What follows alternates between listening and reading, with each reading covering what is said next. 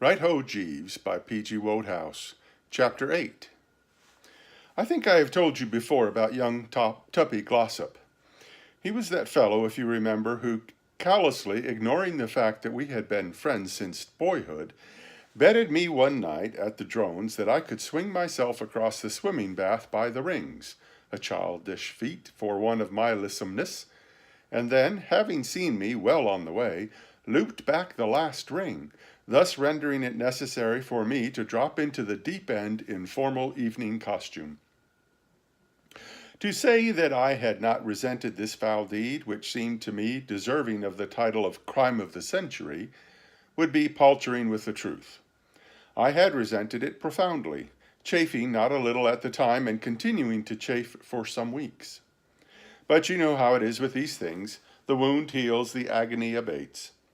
I am not saying, mind you, that had the opportunity presented itself of dropping a wet sponge on Tuppy from some high spot, or of putting an eel in his bed, or finding some other form of self-expression of a like nature, I would not have embraced it eagerly. But that let me out. I mean to say, grievously injured though I had been, it gave me no pleasure to feel that the fellow's bally life was being ruined by the loss of a girl whom, despite all that had passed, I was convinced he still loved like the Dickens. On the contrary, I was heart and soul in favor of healing the breach and rendering everything hotsy-totsy once more between these two young sundered blighters. You will have gleaned that from my remarks to Aunt Dahlia. And if you had been present at this moment and had seen the kindly commiserating look I gave Tuppy, you would have gleaned it still more. It was one of those searching, melting looks, and was accompanied by the hearty clasp of the right hand and the gentle laying of the left on the collarbone. "Well, Tuppy, old man," I said. "How are you, old man?" My commiseration deepened as I spoke the words, for there had been no lighting up of the eye, no answering pressure of the palm, no sign whatever, in short, of any disposition on his part to do spring dances at the sight of an old friend. The man seemed sandbagged. Melancholy, as I remember Jeeves saying once about Pongo Twistleton when he was trying to knock off smoking, had marked him for her own. Not that I was surprised, of course. In the circs, no doubt, a certain moodiness was only natural. I released the hand, ceased to knead the shoulder, and producing the old case offered him a cigarette. He took it dully. "Are you here, Bertie?" he asked. "Yes, I'm here." "Just passing through, or come to stay?" I thought for a moment I might have told him that I had arrived at Brinkley Court with the express intention of bringing Angela and himself together once more, of knitting up the severed threads, and so on and so forth. And for perhaps half the time required for the lighting of the Gasper, I had almost decided to do so. Then I reflected better on the whole, perhaps not. To broadcast the fact that I proposed to take him and Angela and play on them as on a couple of stringed instruments might have been injudicious. Chaps don't always like being played on as on stringed instruments. "It all depends," I said. "I may remain, I may push on. My plans are uncertain." He nodded listlessly, rather in the manner of a man who did not give a darn what I did and stood gazing out over the sunlit garden. In build and appearance, Tuppy somewhat resembles a bulldog, and his aspect now was that of one of these fine animals who had just been refused a slice of cake. It was not difficult for a man of my discernment to read what was in his mind, and it occasioned me no surprise, therefore, when his next words had to do with the subject marked with a cross on the agenda paper. "You've heard of this business of mine, I suppose, me and Angela?" "I have indeed, Tuppy, old man." "We've bust up." "I know. Some little friction, I gather, in regards Angela's shark?" "Yes, I said it must have been a flatfish." "So my informant told me." "Who did you hear it from?" "Aunt Dahlia." "I suppose she cursed me properly." "Oh, no." "Beyond referring to you in one passage as this blasted Glossop, she was, I thought, singularly temperate in her language for a woman who at one time hunted regularly with the Quorn."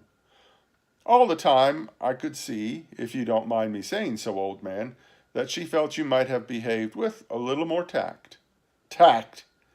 And I must admit, I rather agreed with her.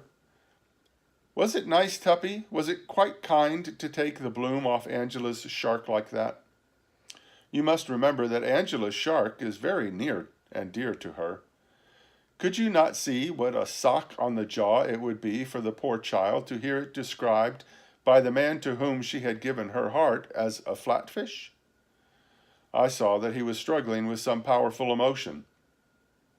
And what about my side of the thing? He demanded, in a voice choked with feeling. Your side?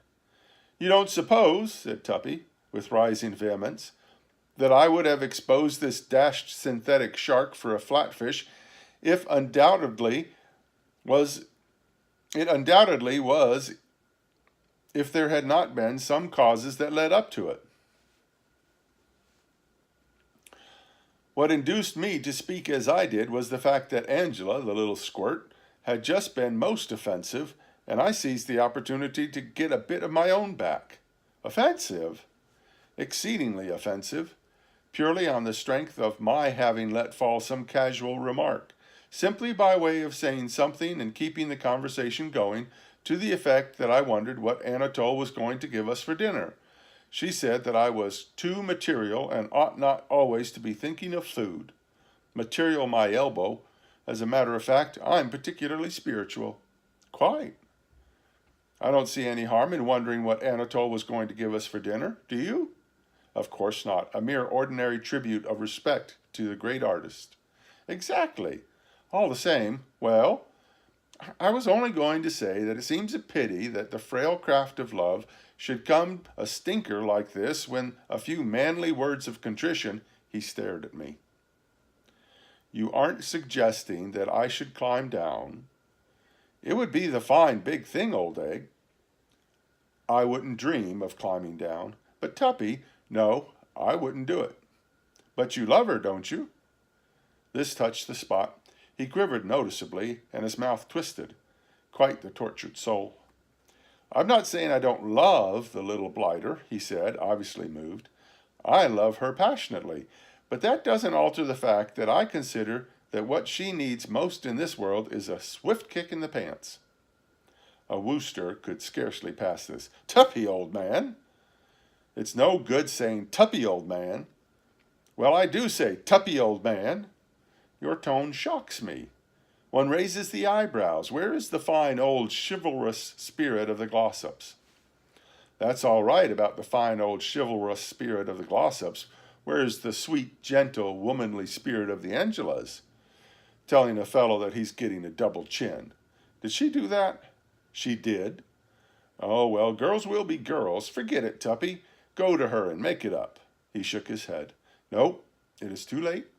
Remarks that have passed about my tummy which it is impossible to overlook. But Tuppy, be fair. You once told her new hat made her look like a Pekingese. It did make her look like a Pekingese. That was not vulgar abuse. It was sound, constructive criticism, with no motive behind it but the kindly desire to keep her from making an exhibition of herself in public.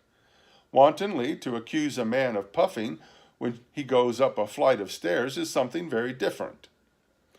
I began to see that the situation would require all my address and ingenuity.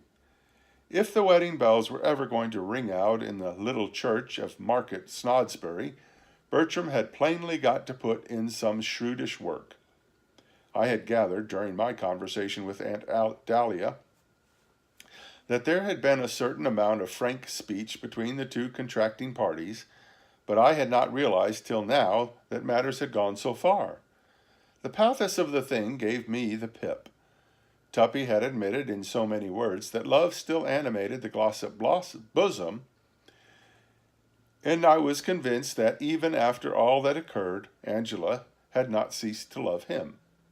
At the moment, no doubt, she might be wishing that she could hit him with a bottle, but deep down in her I was prepared to bet that there still lingered all the old affection and tenderness. Only injured pride was keeping these two apart, and I felt that if Tuppy would make the first move, all would be well. I had another whack at it. She's broken-hearted about this rift, Tuppy. How do you know? Have you seen her? No, but I'll bet she is. She doesn't look it. Wearing the mask, no doubt. Jeeves does that when I assert my authority.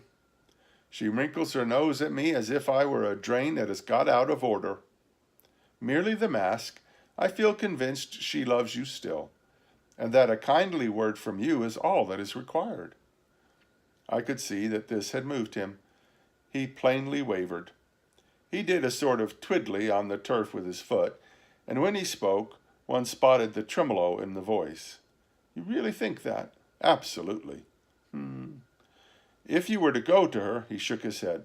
I can't do that. It would be fatal. Bing, instantly would go my prestige. I know girls. Grovel, and the best of them get uppish. He mused. The only way to work the thing would be by tipping her off in some indirect way that I am prepared to open negotiations. Should I sigh a bit when we meet, do you think? She would think you were puffing. That's true. I lit another cigarette and gave my mind to the matter. The first crack out of the box, as is so often the way with the Woosters, I got an idea. I remembered the counsel I had given Gussie in the matter of the sausages and ham. I've got it, Tuppy. There is one infallible method of indicating to a girl that you love her, and it works just as well when you've had a row and want to make it up. Don't eat any dinner tonight. You can see how impressive that would be. She knows how devoted you are to food. He started violently. I am not devoted to food. No, I am not devoted to food at all. Quite all I meant. This rot about me being devoted to food, said Tuppy warmly, has got to stop. I am young and healthy and have a good appetite, but that's not quite the same as being devoted to food. I admire Anatole as the master of his craft, and am always willing to consider anything he may put before me. But when you say I am devoted to food, quite, all I meant was that if she sees you push away your dinner untasted, she will realize that your heart is aching, and will probably be the first to suggest blowing the all clear. Tuppy was frowning thoughtfully. Push my dinner away, eh? Yes. Push away a dinner cooked by Anatole. Yes. Push it away untasted. Yes. Let us get this straight. Tonight, at dinner, when the butler offers me a beautiful dinner, or whatever it may be, hot from Anatole's hands, you wish me to push it away untasted. Yes. He chewed his lip. One could sense the struggle going on within. And then suddenly a sort of glow came into his face. The old martyrs probably used to look like that. All right. You'll do it? I will. Fine. Of course it will be agony. I pointed out the silver lining, only for the moment. You could slip down tonight after everyone is in bed and raid the larder. He brightened. That's right. I could, couldn't I? I expect there could or would be something cold there. There is always something cold there, said Tuppy, with growing cheerfulness. A steak and kidney pie. We had it for lunch today. One of Anatole's ripest. The thing I admire about that man, said Tuppy reverently, the thing that I admire so enormously about Anatole is that, though a Frenchman, he does not, like so many of these chefs, confine himself exclusively to French dishes, but is always willing and ready to weigh in on some good old simple English fare, such as this steak and kidney pie to which I have alluded. A masterly pie, Bertie, and it wasn't more than half finished. It will do me nicely. And at dinner you will push as arranged? Absolutely as arranged. Fine. It's an excellent idea, one of Jeeves's best. You can tell him for me, when you see him, that I am much obliged. The cigarette fell from my fingers. It was as though somebody had slapped Bertram Wooster across the face with a wet dish rag. You aren't suggesting that you think this scheme I have been sketching out is Jeeves? Of course it is. It's no good trying to kid me, Bertie. You wouldn't have thought of a wheeze like that in a million years. There was a pause. I drew myself up to my full height, then, seeing that he wasn't looking at me, lowered myself again. Come, Glossop, I said coldly, we had better be going. It is time we were dressing for dinner. End of chapter 8.